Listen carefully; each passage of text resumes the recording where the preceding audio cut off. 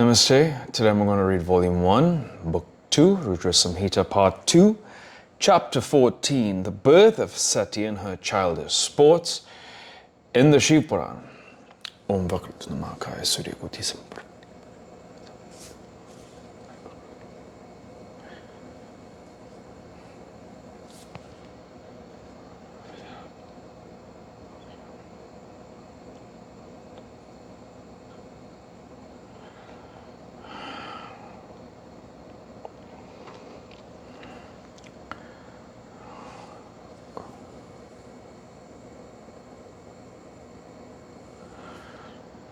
Hayam Tatsat.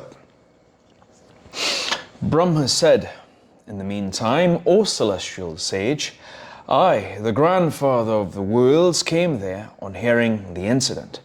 I consoled Daksha as before, clever that I made him friendly with you. O best of sages, I consoled you, my own son, beloved of the Devas, and taking you with love, effected conciliation. Then Daksha, consoled by me, begot of his wife 60 comely daughters. Without any lassitude, he performed their marriages with dharma and others. O excellent sage, listen to that with pleasure. Daksha gave 10 of his daughters duly in marriage to dharma, 13 to Kashyapa, the sage, and 27 to the moon. He gave 2 daughters each to Bhrigu, Angiras, and Krasasva. The other daughters were given to Tarksya. The sons and grandsons and descendants of these fill the 3 worlds. A detailed narration is not attempted here. Some say that Shiva was the eldest, Shivani was the eldest of his daughters. Some say that she was the middle, and some say that she was the youngest. All the 3 opinions are correct in different kalpas. After the birth of his daughter, Daksha Prajapati and his wife meditated on the mother of the universe with pleasure.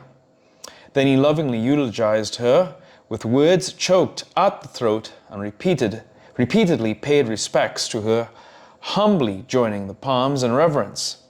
The goddess, who was highly delighted, thought within himself, let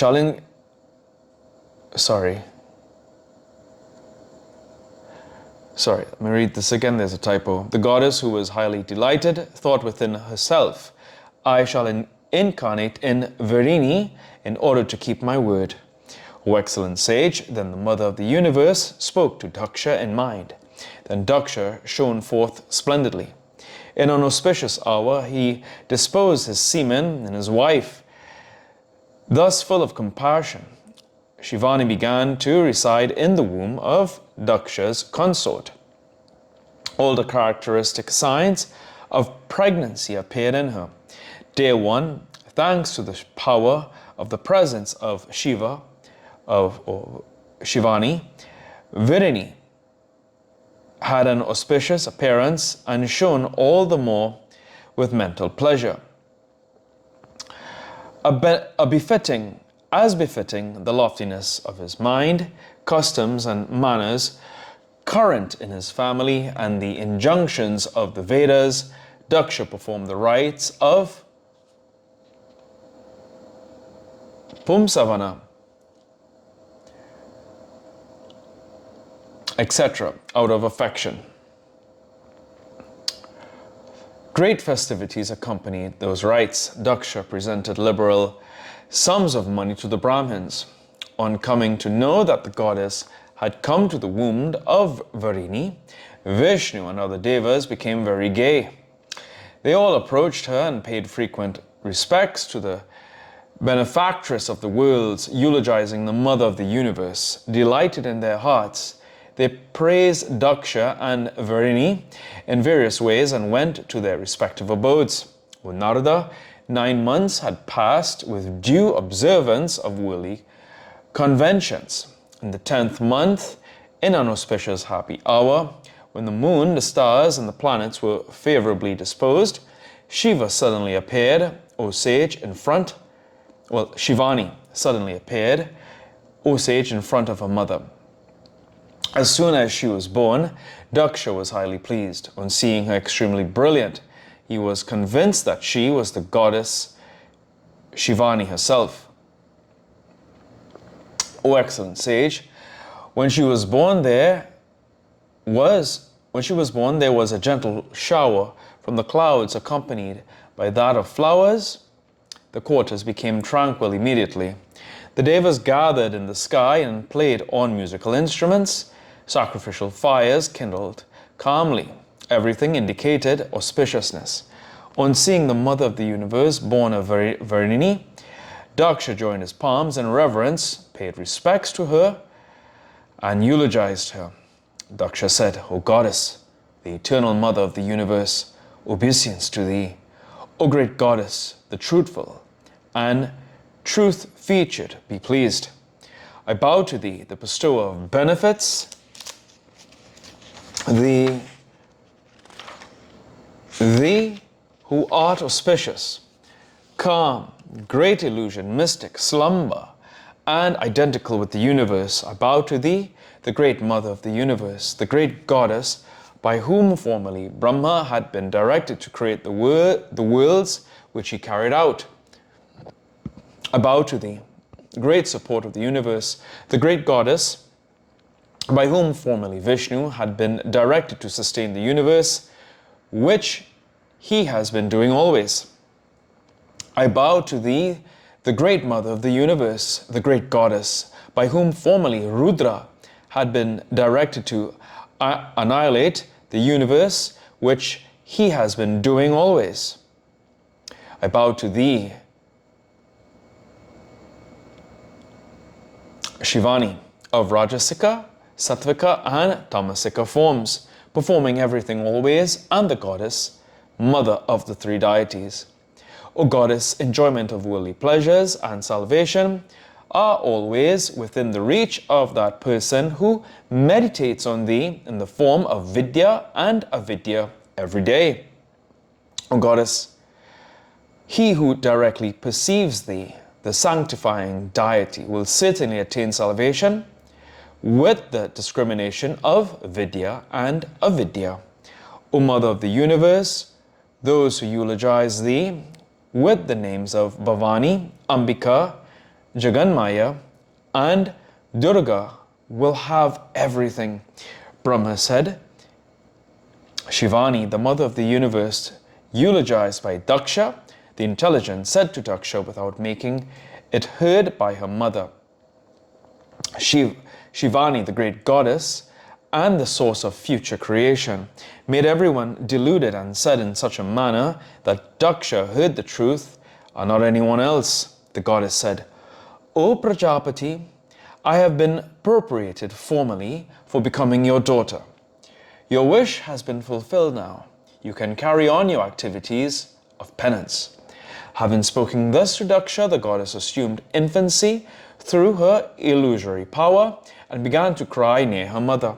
On heaving the cry, the woman spoke in agitation. The servant maids too became pleasantly agitated. On seeing the comely form of Asikni's daughter, the woman rejoiced. The citizens raised shouts of victory then. There were great festivities with songs and musical instruments. On seeing the unearthly face of their daughter, the pleasure of Daksha and Asikni knew no bounds.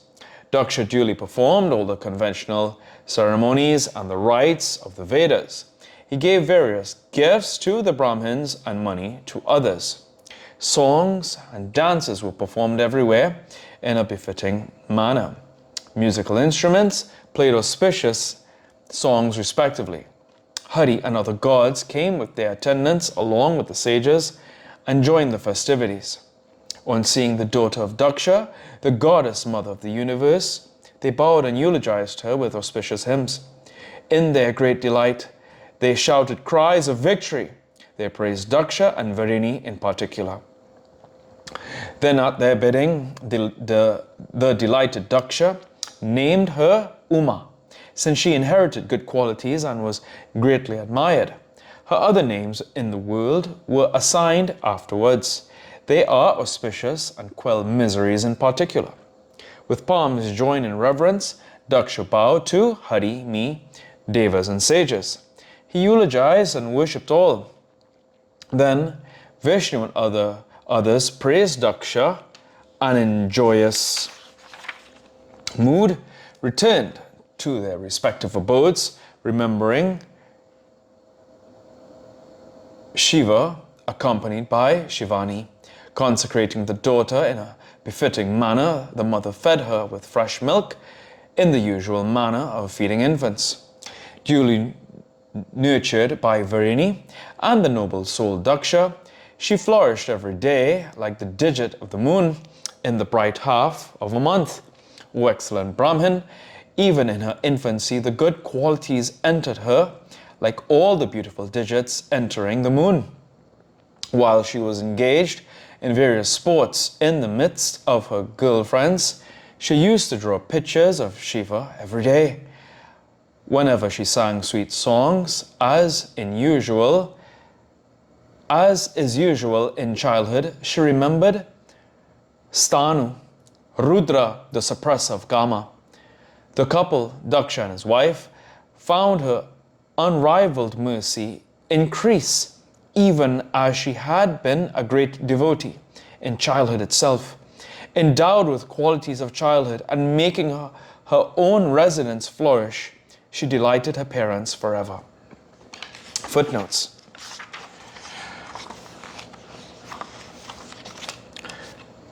This is 255.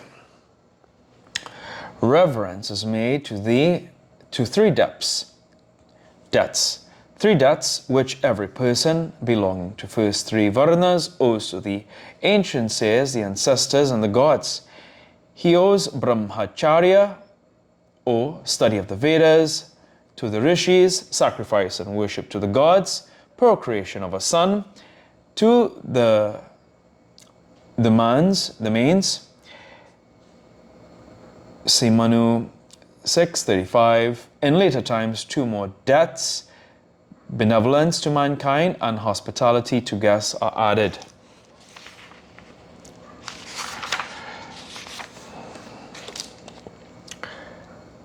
(256) Pum Savana is a prenatal rite through which a male child is produced. Saunaka quoted, As to the time of its performance, the authorities differ considerably. It is performed in the 3rd, 4th, 6th, or even in the 8th month of pregnancy. 257. The goddess has a great variety of names referable to her, various forms, attributes, and actions, but these names are not always used accurately and distinctively. As the wife of God Shiva, she is Bhavani. As the mother of the world, she is Ambika or Jagannatha. The reading Jagannatha for Jagannmaya is preferable. In her terrible form, she is Durga, the inaccessible. 258. Uma. It is the name of the daughter of Daksha and Varini, and later Kumara Sambhava, transferred to Parvati, the daughter of Himavat. It is said to be deprived from Ma, O child, do not practice austerities, the exclamation addressed to her by her mother. And here ends today's reading of the Shiva Puran. Om Prabhu Prananatam Vipum Veshwanatam Jagannathanatam Sandabhaj. Om Kapurakaram Karanavratanam Sansara Sampurni.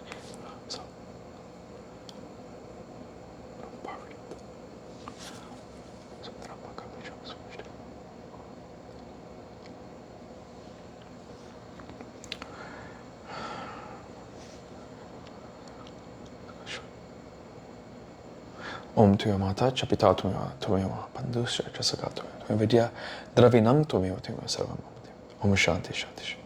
Om Hari Om Tat Sat.